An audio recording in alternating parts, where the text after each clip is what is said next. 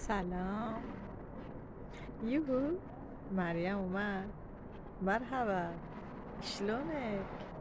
کیف حالك؟ خوبی؟ شبتون بخیر. اینجا نشسته بودم داشتم آسمون رو نگاه میکردم. میدونی چی فکر کردم؟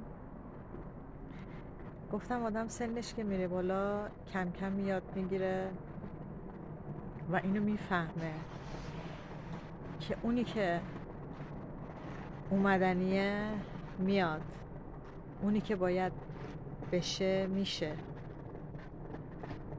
اونی که میخواد بره بالاخره میره. برای هیچ چیزی نباید اصرار کرد، برای هیچ چیزی تو این دنیا. هر چیزی به وقتش انجام میشه. اینو هم من به یادگار داشته باشید. شبتون خوش عزیزان. انشالله که شب پر آرامشی داشته باشیم، مثل آرامش اینجا. ببینی